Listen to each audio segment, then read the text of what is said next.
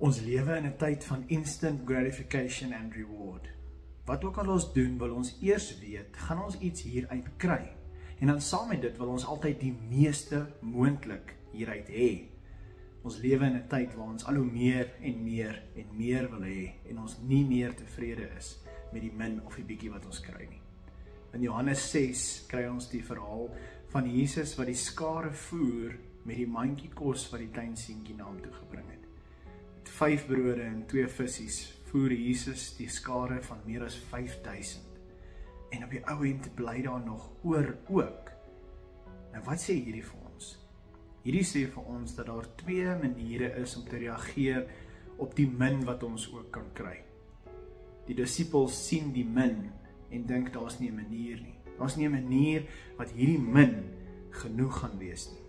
Jesus sien die min en dink dis meer as genoeg. Jy sien vriende, met Jesus in jou hart en in jou lewe, wanneer jy hom volg, dan is die min ook genoeg.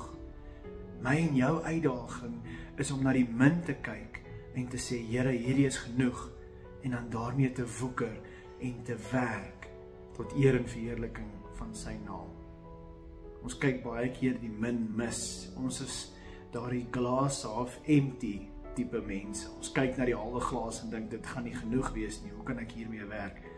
In plaas van 'n glas half vol tipe persoon. Dink maar daaraan as jy dalk buite in die son vir 'n langer ruk was en iemand bring ten minste vir jou 'n halwe glas yskoue water. Gaan jy daai water uitgooi en sê, ag nee man, hoekom bring jy nie vir my 'n vol glas nie?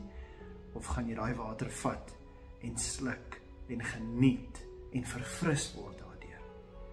Vriende, dis ons uitdaging vir hierdie week. Kyk bietjie rondom jou. Kyk dalk na die min wat jy het. Gebruik dit dan. Leef met dit tot eer en verheerliking van God se naam.